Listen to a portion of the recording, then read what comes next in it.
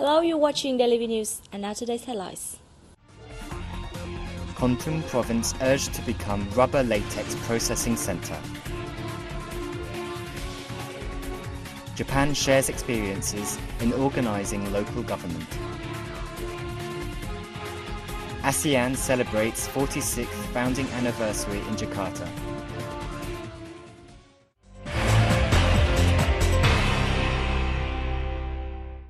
Minister of Planning and Investment Bùi Quang Vinh has urged the Central Highlands province of Kon Tum to become a large rubber latex processing center in the Vietnam-Laos-Cambodia development triangle. Our reporters have more. Minister Vinh visited and studied the potentials and development strategy of the BTTA International Border Gate, which is the focal economic zone of Kon Tum province, and in the strategy to develop the East-West Economic Corridor in general. Country Director of the Asia Development Bank in Vietnam, Tomoyuki Kimura, who accompanied Minister Vinh, said the bank is interested in the Vietnamese government's plan to develop the corridor. He recommended Kon Tum to develop satellite plants manufacturing spare parts for the car factories trained from Thailand, crossing Cambodia to Vietnam. Lê Thị Kim Đơn, Deputy Chairwoman of the Provincial People's Committee, asked the Ministry and IDB to invest more in the upgrading of an auxiliary border gate between Vietnam and Cambodia and National Highway 18B.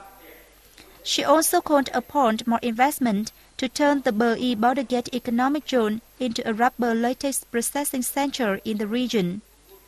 A conference to attract investment to the region is scheduled to take place in Dalai City on August 23rd. Vietnam News Agency welcomed the delegation of the Journalists Association of Korea in Hanoi on August 22nd. During the meeting, the agency leaders wishes for closer ties with media organizations of the Republic of Korea to better meet the demand for information.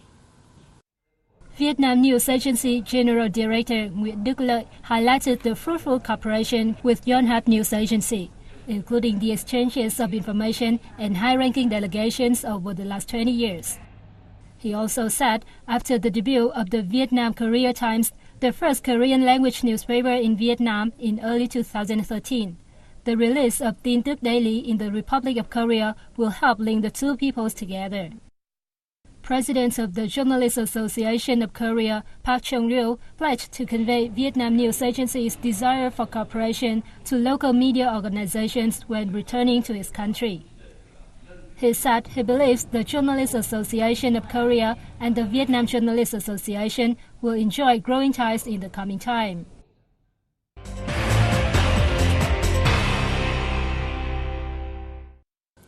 Japan shared its knowledge of running local governmental organizations at a workshop held in Hanoi on August 22nd. A number of suggestions were made during the two-day event. Vietnam has faced difficulties stemming from the fact that governmental representation at ward, commune, district, and provincial levels often has overlapping responsibilities.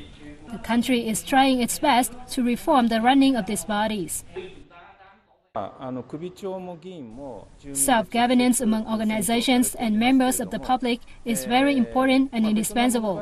In the first place, local authorities must be capable and trustworthy. They must win the public trust so that their local governments can work well. Also, according to Quota, key local officials should regularly meet with residents to find out about their aspirations. Japanese experts, including leaders from Maniwa and Kyoto cities, also shared how the country has decentralized their administration and management. The event was attended by members of the Committee for the 1992 Constitution Revision Draft and National Assembly deputies.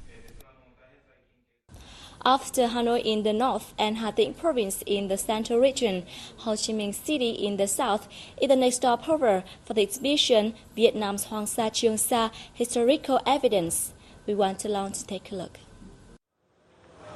The event, which kicked off on August 22nd, displays nearly 150 maps and documents in the Vietnamese, French, and Chinese languages.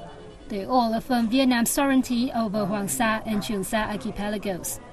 Several photos and documents featuring the socio-economic and cultural development of Hoàng Sa and Trường Sa in recent years are also introduced. Through the exhibition, Vietnam wants to show both locals and international friends that many years ago, Vietnam exercised and defended its national sovereignty over the two archipelagos.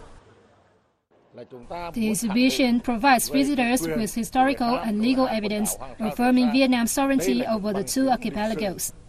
It also raises the solidarity and responsibility of Vietnamese people, especially the young generation, on the protection of the country's seas and islands. The event, once more, affirms Vietnam's determination to defend its sacred land, airspace and waters, helping international friends, including the Chinese, understand Vietnam's wish to maintain peace and stability in the region. It will open to visitors until August 29th. Japan's Kawasaki City has donated more than 10 million bicycles worth more 20 billion dong to poor students in the central city of Da Nang and Quảng Nam province over the past 10 years. A ceremony to mark the 10-year anniversary of the program was held in Da Nang on August 22nd. The program is implemented by the Japan-Vietnam Friendship Association in Kawasaki, in coordination with the Vietnam Union of Friendship Organizations chapter in Da Nang. It has helped a huge number of disadvantaged students to travel to school and build a life for themselves. The program has strengthened the friendship between the two cities and the countries at large. At the ceremony, additional 200 bicycles were presented to poor students in Hoa Bang district of Da Nang.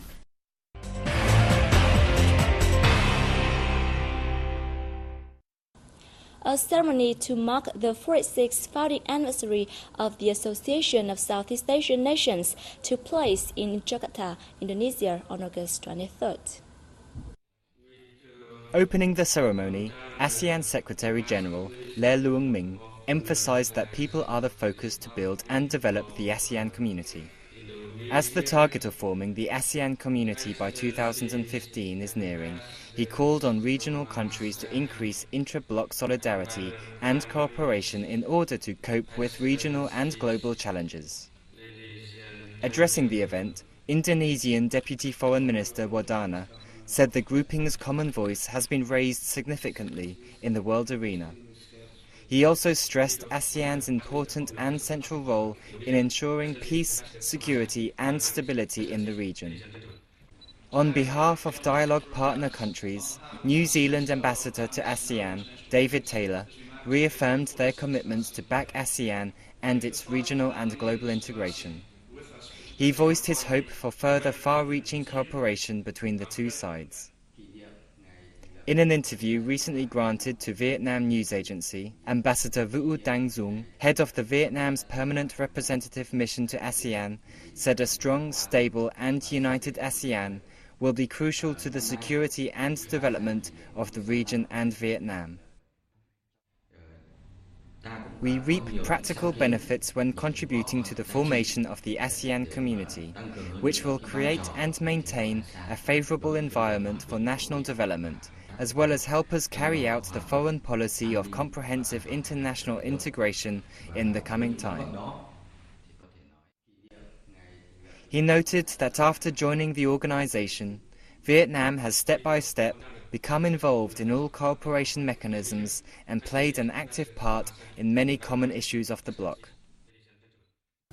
And that's VNews from Hanoi. I'm Bảo Ngọc. Thank you for watching and see you next time.